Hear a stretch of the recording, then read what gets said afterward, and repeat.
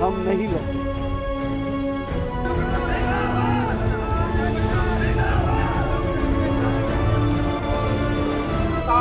दस्तार भी भारत सरकार के खिलाफ आंदोलन करेगा।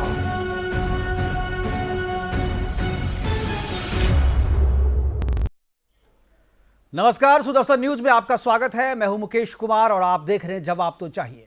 आज यानी 4 नवंबर को सिग्घू बॉर्डर पे किसान मोर्चा की बैठक हुई और बैठक में जो फैसला लिया गया वो फैसला है कि 7 दिसंबर को अगली बैठक होगी और 5 सदस्यों की एक कमेटी बनाई गई है जो कमेटी सरकार से बात करेगी एमएसपी के मुद्दे पर। लेकिन इस आंदोलन को लेकर के जो चर्चा हो रही थी, जो चर्चा पहले से थी कि 4 नवंबर को आंदोलन खत्म हो जाएगा, और लेकिन आंदोलन खत्म नहीं हुआ बल्कि आगे की एक और तारीख मिल गई है। इस बीच में यह भी चर्चा हो रही है कि आंदोलन किसके से संबंधित कोई भी बड़ी बैठक जब होती है तो उससे पहले टिकैत को या किसानों दूसरे जो नेता है उनको कॉल कहां से आता है। अब यह भी चर्चा होने लगी है कि क्या किसान जो आंदोलन यहां कर रहे हैं वो किसानों की हित के लिए कर रहे हैं या विपक्ष के हित के लिए कर रहे हैं, या इन्हें बॉर्डर पार से कहीं इशारा मिल रहा है, क्या कहीं उनके इशारे पे तो नहीं ये पूरा आंदोलन चलाया जा रहा है। करेंगे इन सभी चीज़ों पे चर्चा। लेकिन आज जब आंदोलन को खत्म करने को लेकर के जो चर्चा हुई, उस चर्चा के बाद जो 5 नामों को आगे किया गया है एमएसपी के मुद्दे पर सरकार से बात करने के लिए, उसके बाद हमारे संवाददाता ने बात की राकेश टिकैत से। पहले हम उसको देखते हैं, सुनते हैं कि क्या कहा राकेश टिकैत ने, उसके बाद चर्चा करेंगे हम। और चर्चा के लिए हमारे साथ कुछ मेहमान होंगे, उन मेहमानों से भी आपका परिचय करवाएंगे। लेकिन पहले सुनते हैं कि राकेश टिकैत ने क्या कहा। किसान नेता राकेश टिकैत हमारे साथ है। राकेश जी, आज जो बैठक हुई उस पर सरकार की भी निगाहें थी, क्या डिसाइड किया?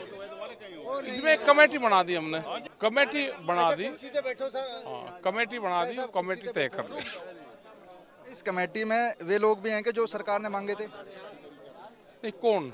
सरकार ने की थी कि हम एक एमएसपी पे समिति बनाएंगे, उस पे किसानों से भी कुछ नाम मांगे थे क्या? हमने ये दे दिए, ये सरकार ने मांगे, किसी ने मांगे, हमने दे दिए। यही सब चीजों पर बात करेंगे। उत्तर प्रदेश की तरफ से किसका नाम दिया गया? नहीं नहीं, ऐसे नहीं कोई। अब कम के लोगों जी 5 में, अब बनते बिहार तक किसका दिया? अरे 5 नाम दे दिए, कोई स्टेज वाइज नाम थोड़ा रुक जाओ भाई, आप पीछे थोड़ा स्टेट वाइज नाम थोड़ा है, दे दिए 5 लोग जो मौके पे वहां बैठे थे, सामने बैठे थे, उन्हीं के नाम लिख के दे दिए। कल जो मनोहर लाल खट्टर से भी कुछ किसान नेताओं की बातचीत हुई कल, उसमें कुछ समाधान निकला है? हो जाएगा। कल बातचीत हुई, आगे फिर बातचीत होगी, निकल जाएगा समाधान। अगली डेट क्या रखी है सर? अब 7 तारीख। 7 तारीख।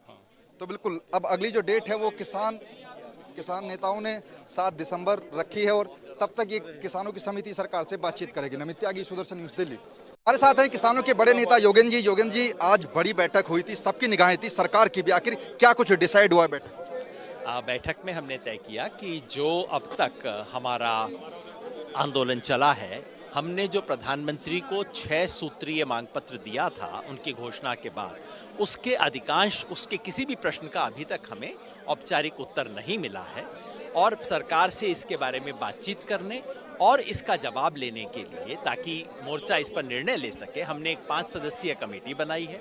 वो कमेटी जल्द ही इस पर फैसला करेगी और 7 तारीख को सारी बातें मोर्चे के सामने रखी जाएंगी। उसके बाद हम इस पर चर्चा करेंगे। सर, एक सवाल, कल जो हरियाणा में मीटिंग हुई थी कि किसानों को मुआवजे को लेकर, क्या उस मीटिंग का कोई समाधान भी निकला? वो बातचीत अधूरी रही, अपूर्ण रही, और इसीलिए हमने एक औपचारिक कमेटी बनाई है जो इन सब बातों को पूर्णता की तरफ ले जाएगी। आखिरी सवाल होगा, किसान, ये भी खबर आ रही है कि सरकार ने भी एक समिति बनाई है एमएसपी को लेकर और 5 नाम मांगे हैं, क्या ये उसी समिति का? ना, ये वो बिल्कुल नहीं है, क्योंकि अभी तक सरकार के बारे में तो हमें पता ही नहीं कि सरकार की समिति है क्या, किस काम के लिए है, क्या नाम है, क्या उसकी मैंडेट है, कुछ भी पता नहीं। तो ये 5 लोग वो नहीं, यानी कि आपकी अपनी समिति है? हमारी अपनी समिति है जी। तो बिल्कुल योगेंद्र यादव जी ने साफ तौर पर कहा कि एक किसानों की समिति बनाई गई है 5 लोगों की, जो कि 7 तारीख को जो है सरकार के सामने अपनी बातें रखेगी। नमित त्यागी, सुदर्शन न्यूज, दिल्ली।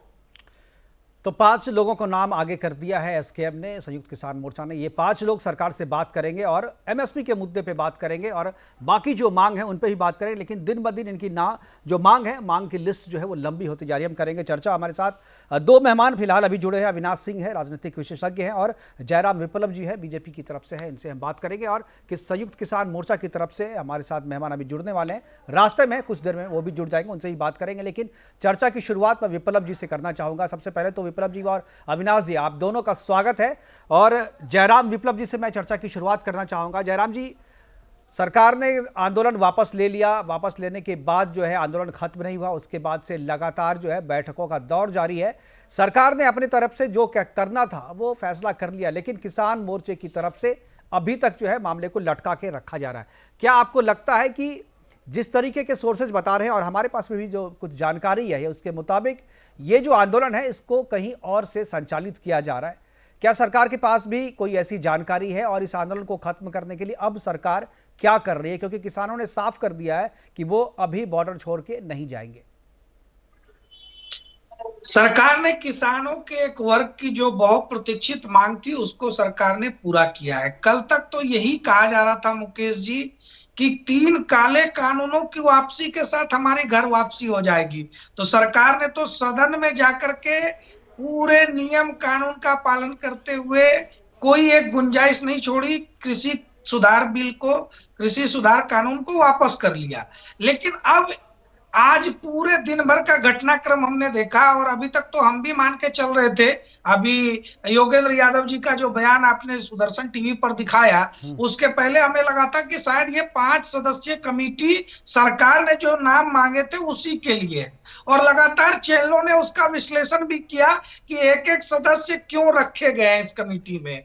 तो योगेंद्र यादव क्यों, ये राकेश टिकैत क्यों नहीं है और युद्धवीर सिंह क्यों है, ये सारी चर्चाएं हमने टेलीविजन पर सुनी, लगातार डिबेट में पार्टिसिपेट किया। लेकिन अब यही समझ में आ रहा है कि एक गाना पिक्चर में मैंने सुना था कि कंफ्यूजन ही कंफ्यूजन है, सॉल्यूशन का पता नहीं, और सॉल्यूशन जब पता लगा तो कंफ्यूजन का पता नहीं।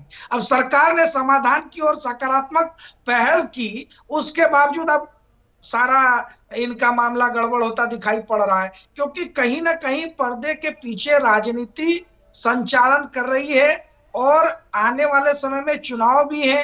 तो 5 राज्यों के चुनाव के पीछे भी कुछ राजनीतिक दल जरूर अपना एजेंडा किसानों के कंधे पर बंदूक रख के चलाने की कोशिश कर रहे हैं। लेकिन सरकार ने और आदरणीय प्रधानमंत्री जी ने एक बड़ी बात की है जो कि ऐतिहासिक है और रेखांकित करने योग्य है कि पहली बार किसी सरकार ने एक धड़े की मांग, जबकि अधिकांश किसानों का वर्ग इस कानून के समर्थन में था, बावजूद उसके कानून को वापस लिया है, क्योंकि सरकार का यकीन है सबका साथ, सबका विकास और सबका विश्वास।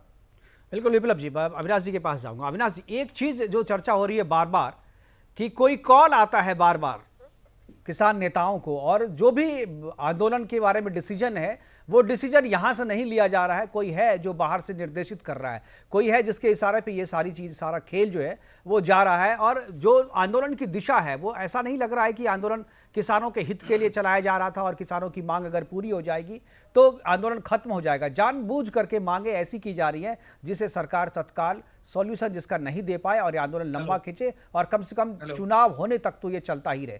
क्या आपको लगता है कि ये सीमा पार से, जैसे कि हम लोगों के पास सूचना है कि कनाडा से चल रहा है, कनाडा से कॉल आता है और उसके बाद सारे डिसीजन जो है वो चेंज हो जाते हैं? आप याद कीजिए जब किसान आंदोलन बिल को वापस लिया था मोदी ने, उसके बाद से तत्काल जो राकेश टिकैत ने कहा था उसने भी खुशी जाहिर की थी, उन्होंने कहा था कि हाँ अब वापसी का रास्ता खुल गया है, लेकिन बाद में फिर वो मुकर गए। ऐसा लग रहा था किसी का इंतजार कर रहे थे। जो किसान वापस जाना चाहते थे उन किसानों को भी रोक दिया गया है। बहुत सारे किसान नेता हमारे से भी बात हुई है उनकी, वो बाहर जाना चाहते हैं। कैप्टन अमरिंदर सिंह ने भी कह दिया कि 4 तारीख को आंदोलन खत्म हो सकता है और पंजाब के बहुत सारे जो किसान नेता हैं और जो किसान वहां बॉर्डर पर बैठे हुए हैं वो वापस जाना चाहते हैं, लेकिन कुछ नेता हैं जो उन्हें रोक रहे हैं।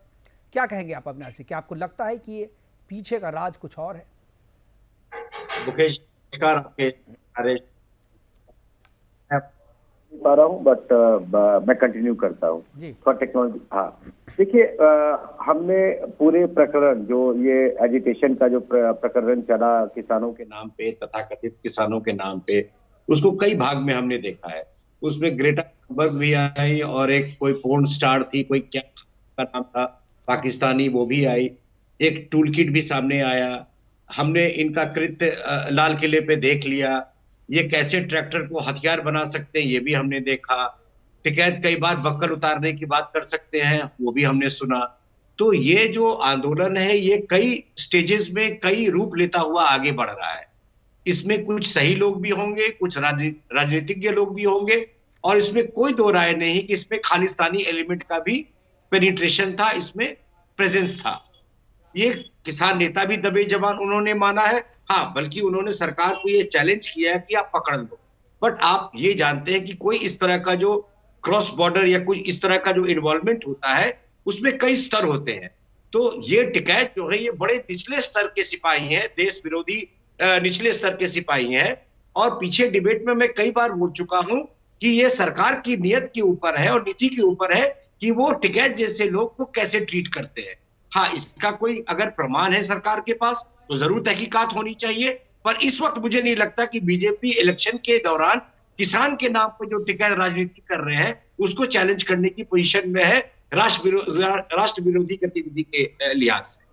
बिल्कुल सही कहा आपने। चुनाव है इसीलिए ये लोग इस तरीके की चीजें कर भी पा रहे हैं और कह भी पा रहे हैं। एक चीज और मैं जानना चाहूंगा विप्लव जी से, मैं जानना चाहूंगा विप्लव जी, एक जो आंकड़ा है, आप लोग सरकार केवल किसान का सोच रही है, किसान के हित में बिल लाया गया, कानून लाया गया, फिर किसान के हित में, देश के हित में से वापस लिया गया, लेकिन जो एक आंकड़ा जो अभी आया है नया कि 60,000 करोड़ का नुकसान हुआ है। आंदोलन स्थल पे हत्या भी हो रही है, वहाँ पर बलात्कार भी हुए, वहाँ पर लूटपाट की भी घटनाएं सामने आई, और जो आसपास जो वहाँ लोग रहते हैं उनको भी भारी नुकसान हो रहा है और काफ़ी डिस्टर्ब है वहाँ के लोग जो सिग्गू बॉर्डर के आसपास के लोग हैं, लेकिन सरकार उनके बारे में कुछ नहीं सोचती।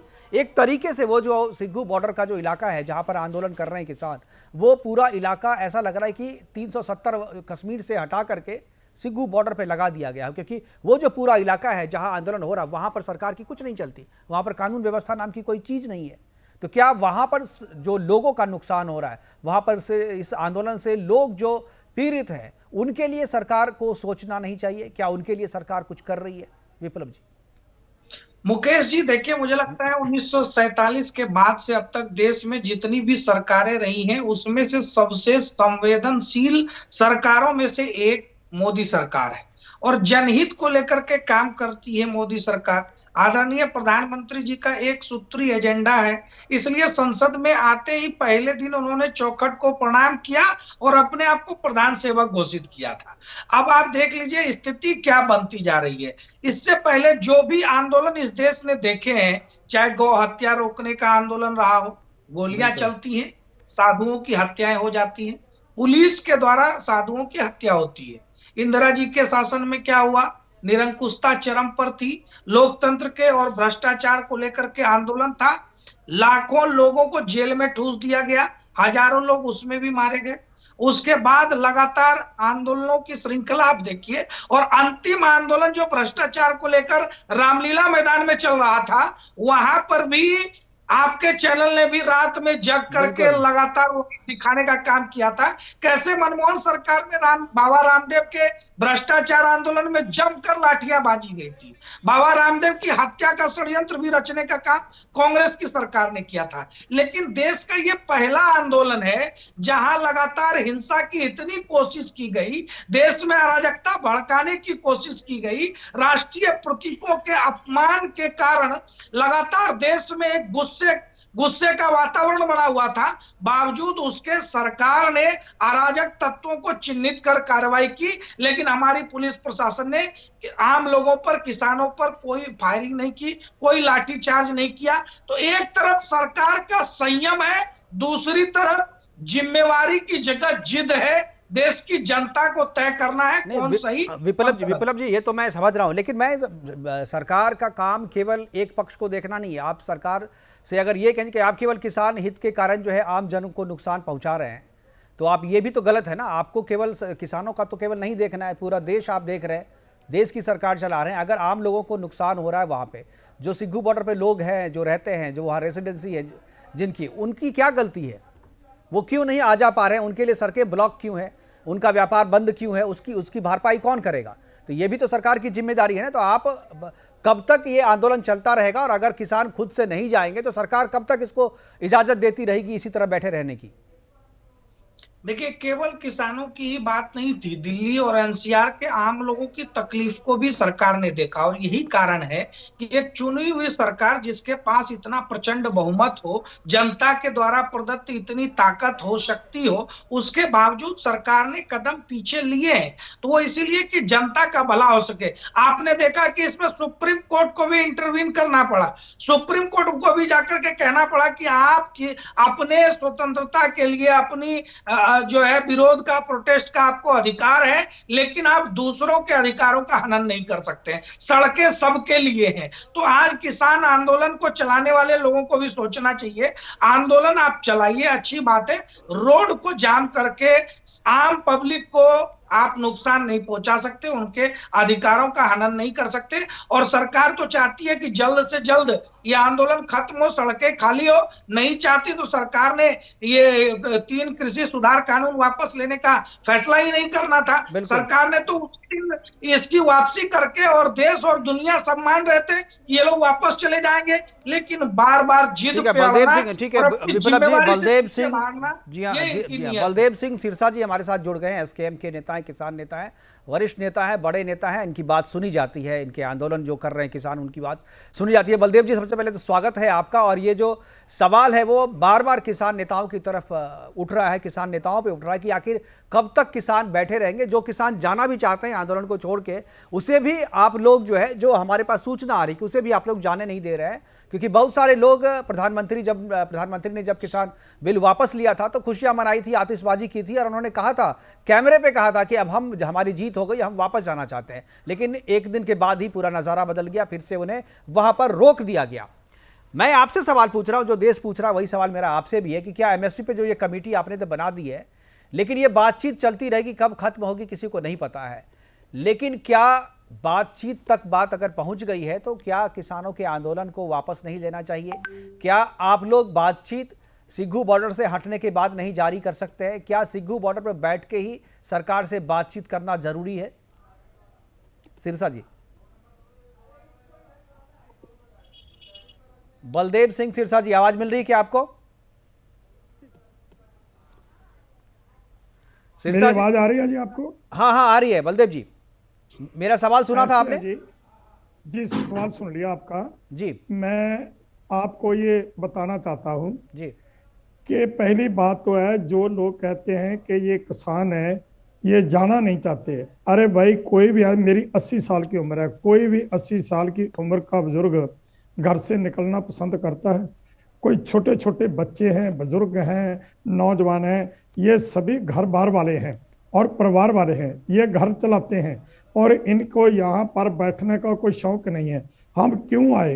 अब ये देखिए कि प्रधानमंत्री जी ने 19 तारीख को, हम तो ये कहेंगे देर आए दुरुस्त आए, 19 नवंबर को 1 साल के बाद उनको ये पता चला कि ये जो कानून है, उन्होंने गलती भी चीज की मानी, चलो ठीक है, उनका बड़प्पन है, लेकिन 1 साल के बाद उन्होंने ये सोचा ना कि ये, और उस दिन भी उन्होंने ये कहा कि हम कुछ लोगों को नहीं समझा पाए। अरे कुछ लोग ही सही, हमारे को इन्होंने खालिस्तानी कहा, चाइना से जोड़ा, माओवादी कहा, कौन से अपशब्द हैं जो हमारे लिए इन्होंने बरते नहीं, लेकिन फिर आके इन्होंने ये तीनों कृषि कानून रद्द कर दिए। ये ठीक है, 19 तारीख को ऐलान कर दिया। उसी दिन ये कहते हैं कि जो किसानों उनकी बाकी मांगे हैं, जैसे कि एमएसपी है, एमएसपी पर कमेटी है, कमेटियां तो भाई 1947 के बाद 54 कमेटियां बनी हैं, 5 आयोग बने हैं। उन्होंने आज तक क्या किया? डॉक्टर स्वामीनाथन की रिपोर्ट थी, उस पर क्या किया? आज जो प्रधानमंत्री जी हैं हमारे, 2011 में इनकी अध्यक्षता में भी एक कमेटी बनी थी, उस कमेटी का क्या परिणाम निकला?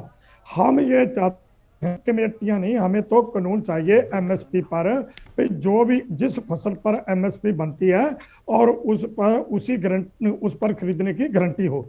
और जो लोग कहते हैं कि ये जाना नहीं चाहते, मैं उनसे ये बताना चाहता हूँ, हमने किसी को जबरदस्ती नहीं रोका, और ये जो आंदोलन है इतना शांतमयी आज तक कोई आंदोलन नहीं चला।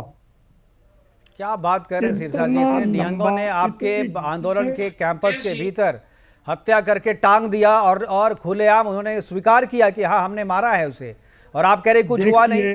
वहां अरे पर भाई, जला ये करके देखिए, लोगों इतना को बड़ा मार देश, दिया गया, अब वहां पर मेरी बलात्कार बात की भी सुनो। खबरें आप बोल रहे कुछ हुआ नहीं, शांतिपूर्ण तरीके से चल बिल्कुल रहा है। नहीं। किसी अरे की हिम्मत देखिए, नहीं है, स्थानीय थाने अब की, ऐसे स्थानीय नहीं पुलिस है, की हिम्मत ऐसे नहीं है मेरी कि बात वो तो आंदोलन सुनो। के भीतर चला जाए, वो मेरे से- आंदोलन स्थल मेरी के। बात नहीं सुननी आपने, जो आपने ही अपनी बात कर लिया तो फिर ये आपने क्यों लिया भाई? मैं ये कहना चाहता हूँ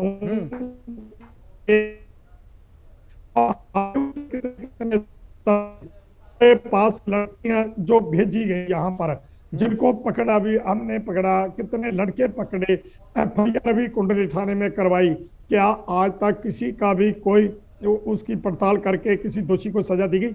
अरे इतना लंबा, इतना शांतमयी हमने आंदोलन चलाया, इतने कष्ट हमने सहारे, तो आज ये मांगे मानी है तो ये साल पहले हो जाती तो जो हमारे 700 से ऊपर शहीद हुए हैं वो ना होते, और जो हमारे ऊपर मुकदमे बने वो भी ना बनते। हम आए थे मांगा लेकर तो उस वक्त ये मान जाते। ठीक है सिरसा जी, आप कह रहे हैं ये तो आज ये जिस तरीके बताओ, का, जिस जो तरीके की ये चर्चा हो रही है, आप ही कह रहे हैं कि 2011 में प्रधानमंत्री मोदी जी ने भी पत्र लिखा था, उसके पहले से एमएसपी की मांग काफी पुरानी है, और ये बात आप भी जानते हैं, सरकार भी जानती है और पूरी जनता भी जानती है कि एमएसपी का मसला कोई एक दिन में 2 दिन में है जो वो खत्म होने वाला नहीं है, तय होने वाला नहीं है, कमेटी बने चाहे कोई भी बने। तो क्या आपको लगता है कि एमएसपी, आपने 5 कमेटी बना दी, 5 सदस्यों की एमएसपी पे चर्चा होगी, तय हो जाएगा क्या? से बताओ, ये बताओ मेरे को, 1 साल हो गया आंदोलन चलते को, क्या 1 साल में इसका समाधान नहीं निकाला जा सकता था? 22 जनवरी के बाद नहीं, जब ये आंदोलन शुरू हुआ था सिरसा जी, जब आंदोलन शुरू हुआ था तो मांग आपकी कानून को वापस लेने की थी ना? बिल्कुल एमएसपी तो, एमएसपी का तो जिक्र कहीं कानून में है नहीं। ये नहीं है। हमारे को यार, हमारे को बदनाम क्यों करते हो, हमारे को झूठा क्यों बताते हो?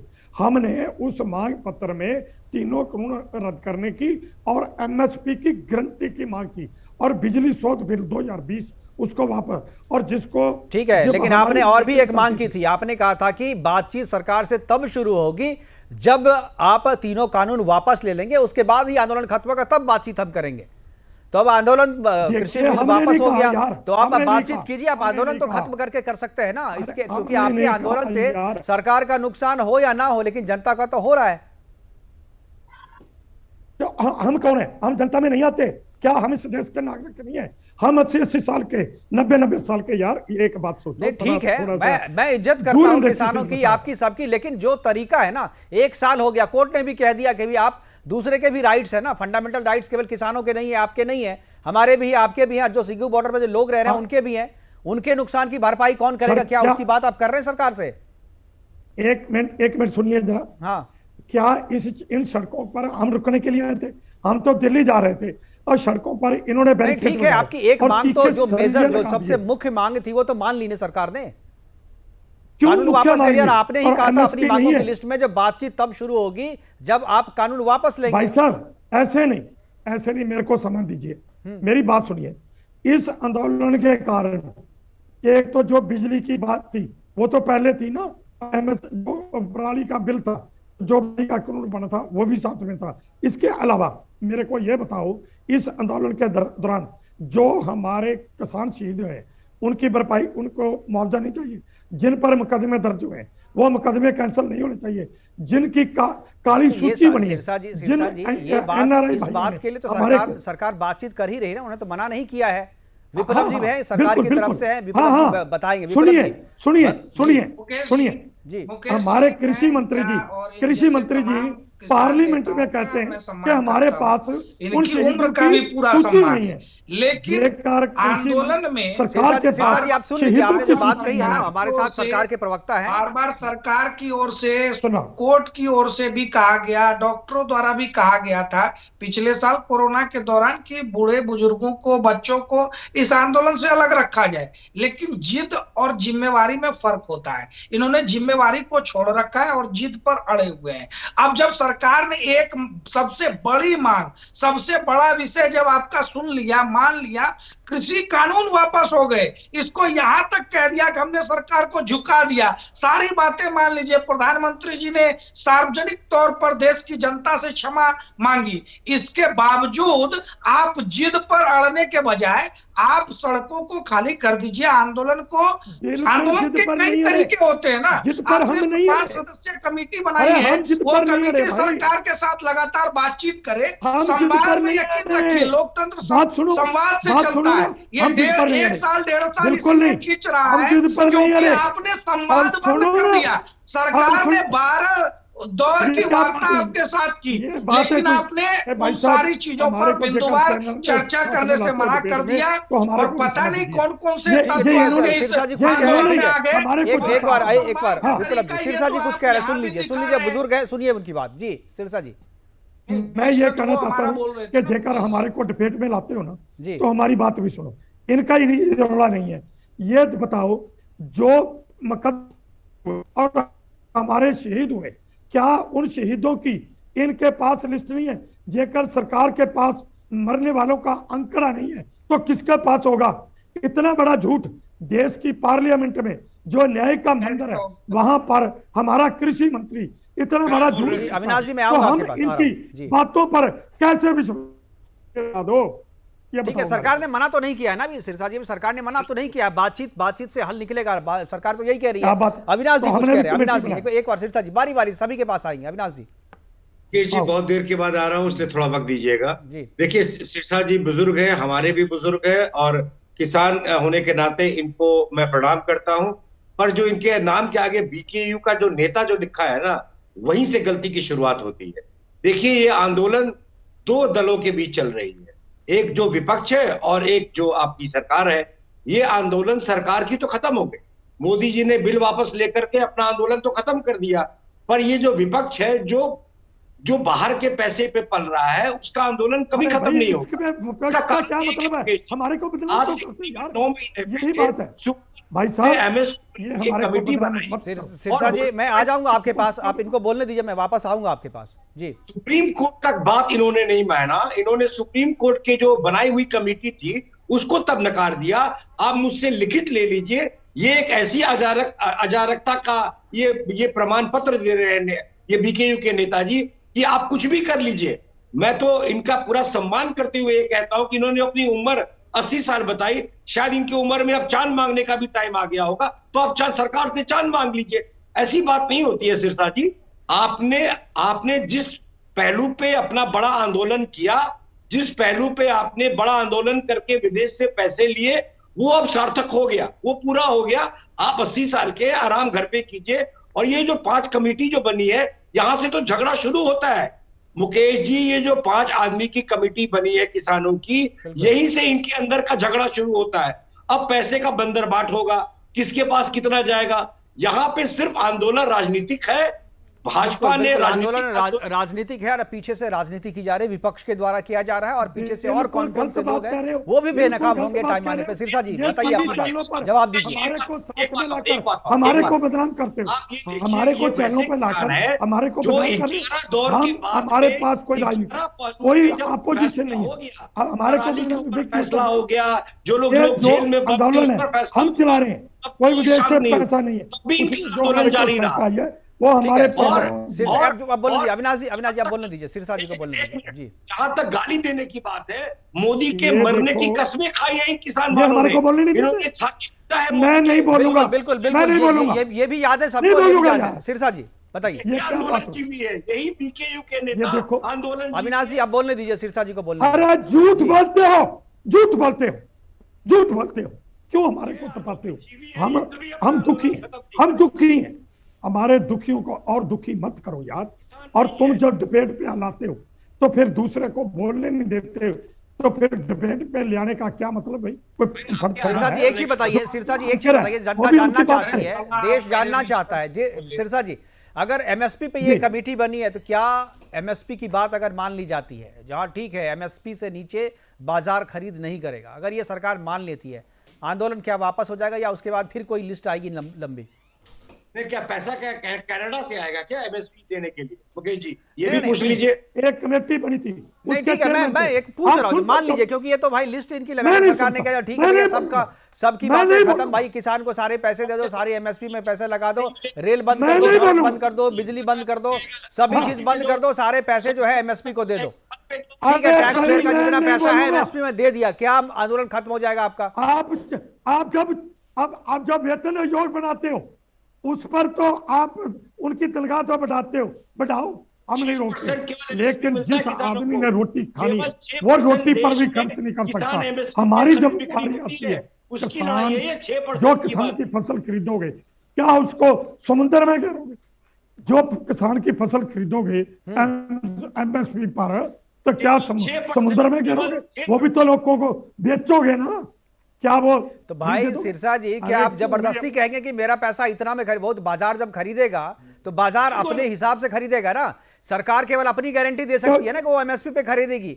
अब बाजार किस मूल्य पे खरीदेगी ये बाजार तय करेगा ना, सरकार थोड़ी तय करेगी। आप पे सरकार का नियंत्रण नहीं है, बाजार पे भी नहीं है। ये बता दो, एक बात बता दो यार, किसान का कसम कौन है? किसान का जिम्मेवार कौन है? हमारे को 600 रुपए का गट्टा खाद का 1300 रुपए हो गया, और डीजल कहाँ था, कितने का चलेगा? पेस्टिसाइड जो बरती जाती है वो कहाँ से? भाई उस पे तो सब्सिडी मिल रहा है ना, आप उसकी मांग कीजिए ना। जब मुझे बिजली फ्री में दो, मुझे पानी फ्री में दो, इसकी बात कीजिए ना। आप तो कह रहे भाई बिजली भी दो, पानी भी दो, उसके बाद मेरी जो फसल है उस फसल को MSP पे खरीदो। और सरकार तो खरीदे ही, बाजार भी खरीदे। नहीं मुकेश जी, अगर अपनी जमीन से फायदा नहीं हो रहा तो ये जमीन मुझे दे दो, मैं आपको दे देता हूँ फायदा। अगर इनको अपनी जमीन से फायदा नहीं हो रहा तो ये सरकार को दे दे जमीन, सरकार इनको पैसे दे देगी जितना मांगा था। बिल्कुल, बिल में तो यही था ना। हमारे को लाकर बोलने नहीं देते। अगर क्या फायदा नहीं, ठीक है सिरसा जी, आप बोलिए एक बार। अविनाश जी बोल, इनका आरोप है हम बोलने नहीं देते, एक बार बोल लीजिए फिर मैं जवाब दूंगा। विप्लव जी भी है यहाँ पे, उसको चुप कराओ। पूछिए, अगर ये किसान के नाते फायदा नहीं कमा सकते हैं तो दूसरे किसान को दे दे जो फायदा कमा के इनको देगा। जी सिरसा जी बताइए। ये किसान को पूरे देश में सिरसा जी, देश में किसी भी किसान को कोई नुकसान नहीं है, कोई शिकायत नहीं है, सिर्फ पंजाब के किसान शिकायत कर रहे हैं। तो बाकी देश के किसान क्या पंजाब के किसान से अलग है? ये 600 एकड़ वाले किसान हैं सारे। ये बताओ, बिहार के किसान को धान किस भाव बिकता है? बिहार के किसान का धान किस भाव बिकता है? यूपी के किसान का धान किस भाव बिकता है? वो यहाँ पर नहीं बैठे, बिहार के यहाँ नहीं बैठे, यूपी के यहाँ नहीं बैठे। अरे ये तो कहीं भी नहीं है ना, बिहार में, यूपी में कहा कौन सा? अब आपके टिकैत को छोड़ दे, यूपी में बैठे हुए हैं। आप आंध्र प्रदेश में बताइए कौन सा किसान बैठा हुआ है? गुजरात में कौन सा किसान बैठा है? महाराष्ट्र में कौन सा किसान बैठा है? हिमाचल में कौन है? उत्तराखंड में कौन बैठा हुआ है? जम्मू कश्मीर में कौन बैठा हुआ है? वेस्ट बंगाल में कौन बैठा हुआ है? केरला में बैठा हुआ है क्या कोई? बताइए ना। महाराष्ट्र में तो आपने MSP लागू करके देख लिया था ना, महाराष्ट्र में भी तो ये फार्मूला नहीं चला ना। ये तो आप ये बताओ, हाँ आप ये बताओ, बिहार में आपने जो किया था, जो खुली मंडी लाए थे, बिहार में उसका फायदा हुआ? ये बता दो यार मेरे को, एक ही बात बता दो। बिल्कुल फायदा हुआ, किसान को कोई नुकसान नहीं हुआ। तभी किसान मंडियों में नहीं बेच करके बाजार में बेच रहा, वहां पे उसको कोई शिकायत नहीं है। 15 एकड़ का मालिक मुकेश जी यहाँ पर आके दिहाड़ी करता है। 15 एकड़ का मालिक किसान है जो, वो पंजाब में आके, हरियाणा में आके दिहाड़ी करता है। मत बोलिए बाबा, बहुत सुन लिए आपका, आप सुनिए। मैं बिहार में ही बैठा हूँ, 15 एकड़ का मतलब आप समझ रहे? आप तो समझ है 15 एकड़ वाला बिहारी आपके यहाँ दिहाड़ी कर रहा है। अब ऐसे करो, समझ के बोलिए, अब ऐसे करो, इस्तेमाल करिए, उम्र का लिहाज अरे आर्मी को और इस बुलाओ, प्रकार के प्रांतवाद मत फैलाइए कि बिहार का व्यक्ति पंजाब जाके दिहाड़ी कर रहा है। आपके जैसे आपके चैनल पर बिहार में भी आकर के दिहाड़ी करते हैं, तरह तरह का काम आकर के बेचा करते हैं। तो इस प्रकार का प्रांतवाद मत फैलाइए। यहीं पर दिख रहा है की भावना क्या है। अब थोड़ा देशभक्ति की भावना पे बात कर लीजिए और बात करिए कि पूरे देश भर में अलग अलग कितनी प्रकार की फसलें होनी चाहिए। वो जो MSP पर सरकार कमेटी बनाने जा रही है, वो यही तय करेगी कि केवल 23 फसलों पर ही MSP हो या और भी फसलों पर होनी चाहिए। मछली पालकों के लिए भी कोई नियम आए या दुग्ध पालकों के लिए भी कुछ होना चाहिए, पशु पालकों के लिए भी कुछ होना चाहिए, वो भी किसान है कि नहीं। और रही बात बदनाम करने की, तो लाल किले में जो घटना हुई थी उसकी भर्त्सना आप सबने की थी और किसान मोर्चा ने कहा था कि हमारा इससे संबंध नहीं है, ये तो सरकार के भेजे हुए लोग हैं। और आज उन लोगों पर से कानून, उन लोगों से जो है केस वापसी का आपको बड़ा दर्द हो रहा है। आपको उनको खालिस्तानी कहे जाने पर, अराजकता कहे जाने पर परेशानी हो रही है। सिंघू बॉर्डर में जब नृशंस हत्या हुई थी, हाथ पैर काट दिए गए थे, तब आपके मोर्चा ने बयान जारी कर कहा था उन समूह से हमारा कोई लेना देना नहीं है। अब आप कह रहे हैं कि उनको बदनाम किया गया।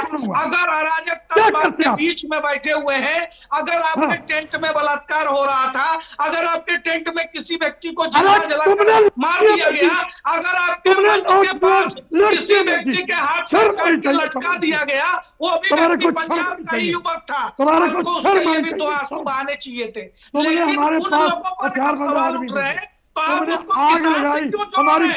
ये पहला देश का ऐसा आंदोलन है जिसमें सरकार और पुलिस की तरफ से एक लाठी नहीं चली है, एक लाठी नहीं चली है, गोली नहीं चली, और आप कह रहे हैं लेकिन विप्लव जी अब इसमें मेरा विरोध है। मैं नहीं सुनूं जब आप बातें नहीं। बिल्कुल भाई, आप एक भी लाठी नहीं चलाए, अब उनको बचाने के लिए कितने लोगों का नुकसान कर रही है। जो 60,000 करोड़ का नुकसान हुआ है देश का आंदोलन के कारण, उसकी भरपाई कौन करेगा? इसकी भरपाई तो टैक्स पेयर से ही की जाएगी ना। बिल्कुल, बलदेव सिंह सिरसा जी चले गए हैं, उनको बातें पसंद नहीं आई है। फिलहाल हमारे पास समय की भी कमी है, और सभी मेहमान जो हमारे साथ जुड़े, अविनाश जी आपका और विप्लव जी आपका बहुत बहुत धन्यवाद, बहुत बहुत शुक्रिया, आप जुड़े और अपनी बातें रखी। लेकिन सिरसा जी से बातें अभी और करनी थी, लेकिन सिरसा जी बीच में ही चले गए, क्योंकि उन्हें वो बात पसंद नहीं आती है जो बात वो सुनना नहीं चाहते हैं। जिस बात को लेकर के आंदोलन खत्म होनी चाहिए, उस बात को लेकर के आंदोलन शुरू किया जा रहा है। जिस बात को लेकर के आंदोलन की मांगों को मान लिया गया सरकार ने, उस बात के बाद भी आंदोलन जारी है। और जाहिर है इससे कि ये इस आंदोलन के पीछे किसान का हित नहीं है, बल्कि नेताओं का हित है, विपक्ष का हित है, और सीमा पार के कुछ लोग जो है उनका हित साधने के लिए, सरकार को घेरने के लिए आंदोलन को चलाया जा रहा है। इसलिए सरकार को भी अब सख्त होना चाहिए, और किसान के नाम पर जो राजनीति कर रहे हैं उनको करारा जवाब भी देना चाहिए, क्योंकि देश के नागरिक सिर्फ किसान ही नहीं है, बल्कि आम लोग भी हैं जो सिंघू बॉर्डर पर इस आंदोलन के कारण जिनको नुकसान हो रहा है, उनके रोजी रोटी का नुकसान हो रहा है, उनके बिजनेस का नुकसान हो रहा है, उनके जीवन का नुकसान हो रहा है। फिलहाल अभी के लिए इतना ही, दीजिए इजाजत, नमस्कार। किसान के ऊपर भी है, हम नहीं लड़ते।